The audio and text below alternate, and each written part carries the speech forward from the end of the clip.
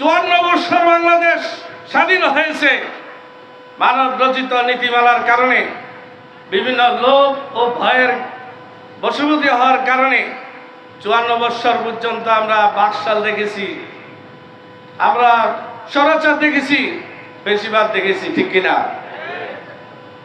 যদি আমরা বাঙালি হিসাবের মতন সে আদর্শে লালন করে সামনে অগ্রসর হই, এই দেশে ইসলামী শরিয়া ভিত্তিক রাষ্ট্র পরিচালনা হইতে হবে। আমাদের শেখ আল্লামা জুনায়েদ বাংলী সমস্ত ইসলামপন্থীদের সাথে গোপনে মিটিং করেছিলেন যে সমস্ত মুসলমানদের ঐক্যবদ্ধ করে ইসলামপন্থী ঐক্যবদ্ধ হয়ে আগামী দিনের বিপ্লবী ইসলাম বিজয় হওয়ার জন্য সেইভাবে কাজ করার কারণে দুশমনা বাবুরিকে দেশ থেকে দুনিয়া থেকে বিদায় করার জন্য ষড়যন্ত্র করেছে।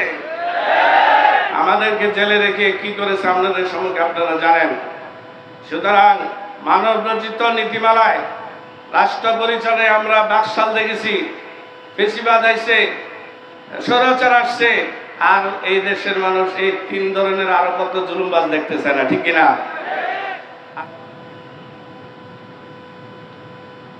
আল্লামা জুনায়েদ বাংলী রহমতুল্লাহ আলাইহির জীবন কর্ম ও অবদান শীর্ষক আলোচনা সভার আজকের সম্মানিত সভাপতি ও মুহতারাম উপস্থিতি, প্রতিটা মানুষকে মিশন থেকে সরানোর জন্য, আদর্শচ্যুত করার জন্য 3টা লোক 2টা ভয় দেখানো হয় দুশমনদের পক্ষ থেকে। এই 3 লোকের সম্মুখীন আর 2 ভাইয়ের সম্মুখীন আম্বিয়া আলাইহিস সালাম হয়েছিলেন। তারা সফল হয়েছিলেন, কামিয়াবি হয়েছিলেন।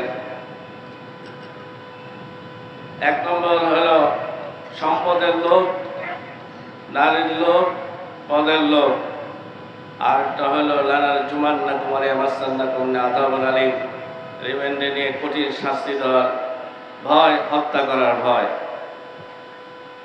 আমাদের নবী আলাইহিস সালাতু ওয়াস সালামকে এই 3 লোভ দেওয়া হয়েছিল আর 2 ভয় দেখানো হয়েছিল। রাসূলুল্লাহ সাল্লাল্লাহু আলাইহি ওয়াসাল্লাম লোভ গ্রহণ করেন নাই। এই ভয় যে দেখানো হয়েছিল, ভয় প্রত্যাখ্যান করেছিলেন।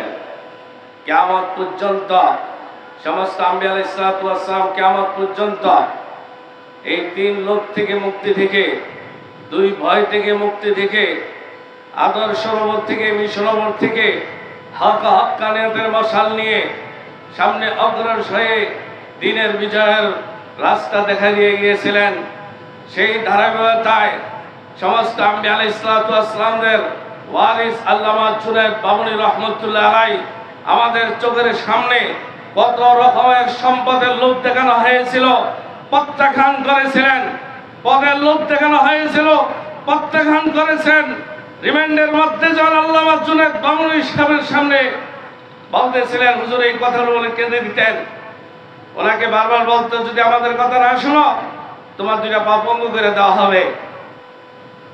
আল্লামা জুনায়েদ বাংলী রহমতুল্লাহ তাদের প্রস্তাবকে প্রত্যাখ্যান করছেন। তারপরে একবার বলতেছেন যে কোরআন অবমাননার কি শাস্তি চাও? মৃত্যুদণ্ড? তাহলে কোরআন যে পড়াইছো তুমি, তোমার এই আগে কত মৃত্যুদণ্ড বাস্তবায়ন করা হবে। এইভাবে বাবুল সাহেবকে হত্যার ভয় দেখাইছে, রিমান্ডের কঠিন শাস্তির ভয় দেখাইছে। আল্লামা জুনায়েদ বাংলী বলেন, একদিন একজন হিন্দু অফিসার এসে ওনাকে একটা বড়ি খাওয়াইলো ওষুধের নামে। বড়ি খাওয়ানোর পরে শরীরটা একদম খারাপ হয়ে গেল, বেহুশের মতন হয়ে গেল। তারপর ওর পায়ে মেডিসিনের মতন জিনিস লেপে দেওয়ার কারণে উনি পঙ্গুত্ব বরণ করেছেন, 2টা পা আর দিয়ে হাঁটতে পারেন নাই।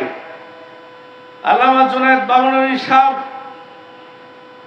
কোন সম্পদের লোভে পড়ে নাই, কোন নারীর লোভে পড়ে নাই, কোন পদের লোভে পড়ে নাই, হত্যা এবং জেল জুলুমের কোন পরোয়া করে নাই। এই আম্বিয়া আলাইহিস সালাতু ওয়াস সালামের আদর্শ আমাদের কাছে রেখে গেছে। এই আদর্শ নিয়ে যদি আমরা সামনে অগ্রসর হই, আগামী দিন ইসলামের বিজয় হবে। এই আদর্শ ধরে ধরে যদি আমরা ধরে রাখতে পারি, পূর্বে যেরকম এই আদর্শ যারা ধরে রাখছে তারা সারা পৃথিবী বিজয় করেছে, আমরা বাংলাদেশ হিন্দুস্তান বিজয় করতে পারবো, ঠিক কিনা? 54 বছর বাংলাদেশ স্বাধীন হয়েছে, মানব রচিত নীতিমালার কারণে, বিভিন্ন লোভ ও ভয়ের বশবর্তী হওয়ার কারণে 54 বৎসর পর্যন্ত আমরা বাকশাল দেখেছি, আমরা স্বৈরাচার দেখেছি, বেশিরভাগ দেখেছি, ঠিক কিনা?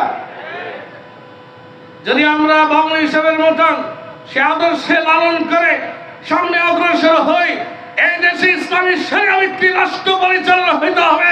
আমাদের শেখ আল্লামা জুনায়েদ বাংলী সমস্ত ইসলামপন্থীদের সাথে গোপনে মিটিং করেছিলেন যে সমস্ত মুসলমানদের ঐক্যবদ্ধ করে ইসলামপন্থী ঐক্যবদ্ধ হয়ে আগামী দিনের বিপ্লবী ইসলাম বিজয় হওয়ার জন্য সেইভাবে কাজ করার কারণে দুশমনা বাবুরিকে দেশ থেকে দুনিয়া থেকে বিদায় করার জন্য ষড়যন্ত্র করেছে।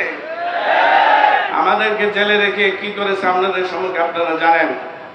সুতরাং মানব রচিত নীতিমালায় রাষ্ট্র পরিচালনায় আমরা বাকশাল দেখেছি, ফেসিবাদ আইছে, স্বৈরাচার আসছে, আর এই দেশের মানুষ এই 3 ধরনের আরো কত জুলুমবাজ দেখতেছে না, ঠিক কিনা? আগামী দিনের বিশ্বব্যাপী আল্লামা জুনায়েদ বাংলী সাহেব যেটা ফিকির করেছেন, এই বিশেষভাবে এই দেশ যে সব ইসলামপন্থীর ঐক্যবদ্ধ করে, মুসলমানদের ঐক্যবদ্ধ করে, কোনো লোভে যাতে না পড়ে আর কোনো ভয় যাতে না করে সামনে এগিয়ে যাবে, এই দেশ হবে ইসলামী শরিয়া ভিত্তিক রাষ্ট্র ব্যবস্থা। তাহলে জনগণের বাকশাল দেখতে হবে না, জনগণের বেশিরভাগ দেখতে হবে না, স্বৈরাচার দেখতে হবে না, ঠিক না?